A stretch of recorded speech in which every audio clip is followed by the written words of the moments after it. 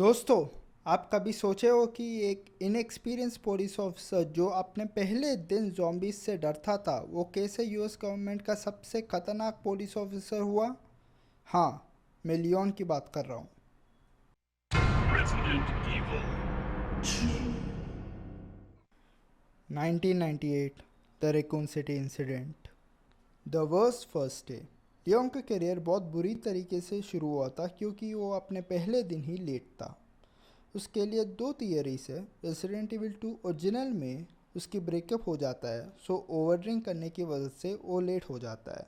But resident evil 2 remake के अंदर Leone को आरपीडी से फ़ोन कॉल आता है कि तुम इन सब से दूर रहो। पर लियोन उनकी बात ना मानकर कुछ दिन के बाद रेकून सिटी पहुंच जाता है। ये चेंज आपको इसीलिए देखने को मिलेगा क्योंकि ओरिजिनल में it shows little bit negligence, but whereas in remake it shows sincerity of Leon. But whatever, Leon को लेट आना है और सभी को मरना है बस। Welcome party tragedy. जब लियोन आरपीडी के वेस्ट ऑफिस पे पहुंचता है, वहाँ पे उसे वेलकम लियोन के बैनर्स दिखते हैं।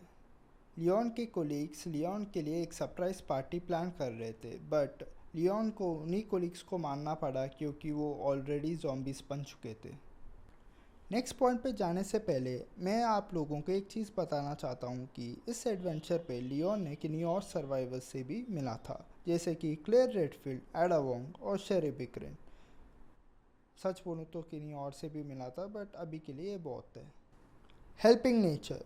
लियोन इस जॉब पे इतना नया था कि वो हर किसी को हेल्प करना चाहता था, चाहे वो स्ट्रेंजर एडा वोंग ही हो, नहीं तो बच्ची शेरी बर्किन ही हो। लिटरली एक सीन में तो लियोन एडा वोंग को बचाने के लिए खुद गोली खा लेता है। दिस शोज की लियोन एक प्रोफेशनल एजेंट की तरह दिमाग से नहीं बल्कि दिल से, यानी कि ब्रेव रूकी की तरह सोचता है। लियोन की जर्नी यहाँ से और क्रेजी होगी, पर आपको यहाँ तक वीडियो पसंद आई है तो लाइक कर दो एंड प्लीज़ कंसिडर सब्सक्राइबिंग। ये हमारे नए चैनल को ग्रो करने के लिए बहुत हेल्प करेगा। Resident Evil 4. 2004, विलेज का मिशन और इन्फेक्शन। लियोन को स्पेन के एक गांव में प्रेसिडेंट की बेटी एशली को ढूंढने के लिए भेजा जाता है। वहाँ उसे पता चलता है कि वहाँ के लोग कोई वायरस से नहीं बल्कि लास प्लागास नाम के एक पैरासाइट के कब्जे पे है। कहानी पे एक बड़ा मोड़ तब आता है जब लियोन और एशली दोनों उस पैरासाइट से इन्फेक्ट कर दिए जाते हैं। अभी लियोन का मकसद सिर्फ एशली को बचाना नहीं बल्कि अपने शरीर से उस पैरासाइट को ख़त्म भी करना है। कैसल में पुराने दुश्मन। जब लियोन एशली को लेकर एक पुराने कैसल में पहुंचता है तो उसका सामना अपने पुराने मेंटर जैक क्राउजर से होता है। क्राउजर ने ताकत के लिए अपनी इंसानियत को बेच दी थी, लेकिन लियोन अपने मिशन और एशली की हिफाजत के लिए डटा रहा। इस सफ़र में लियोन एक ऑर्डिनरी एजेंट से लेजेंडरी हीरो बन जाता है जो हर मुश्किल का सामना बड़े कॉन्फिडेंस से करता है। आइलैंड पर फाइनल जंग और जीत। लियोन एक हाईटेक आइलैंड पर पहुंच जाता है जहां उसे एक मशीन की मदद से अपने और एशली के अंदर से पैरासाइट को रिमूव करता है। अंत में वो कल्ट के लीडर सैडलर को हरा देता है।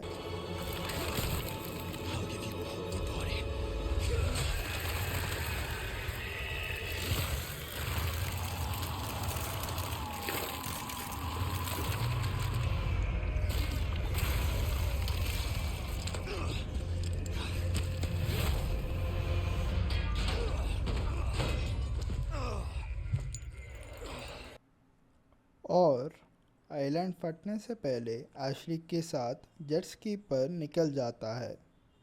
ये मिशन लियोन के लिए एक नया जन्म था क्योंकि जहां उसने अपने पुराने डर को हराकर एशली की जान बचाया।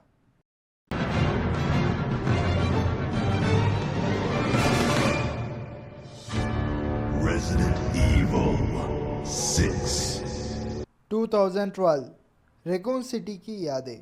गेम के शुरुआती घंटे लियोन को उसके पुराने दिनों की याद दिला देता है। टॉल ओक्स की गलियों में भटकते वक्त वैसे ही मंजार होता है जैसे रैकून सिटी में था, चारों तरफ आग और ज़ॉम्बीज। लेकिन अब लियोन बदल चुका है। वो अब पहले से कहीं ज़्यादा थका हुआ और सीरियस दिखता है। जहाँ दूसरी तरफ हेलिना अपनी बहन की मौत के गम पे है। वहाँ लियोन पुराने मिशन को संभालता है।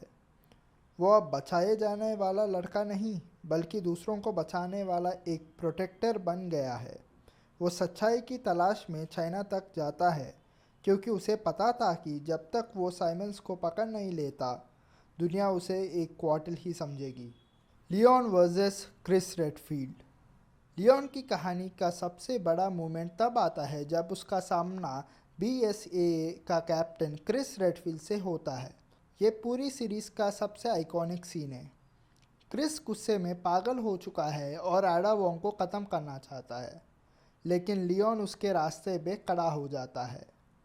ये लड़ाई सिर्फ एक्शन के लिए नहीं बल्कि ये दिखाता है कि लियोन हमेशा सच्चाई का साथ देता है।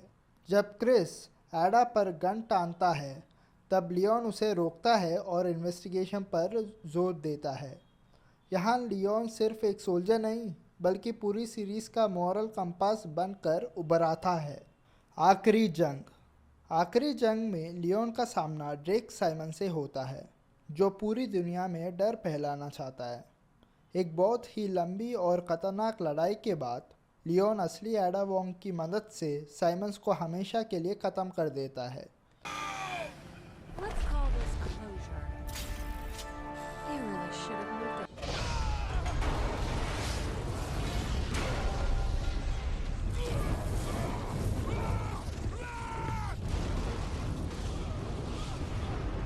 हाँ, ये अलग बात है कि वो फिर से ज़िंदा होकर अपने म्यूटेटेड फॉर्म पे आ जाता है, पर लियोन उसको भी ख़त्म कर देता है।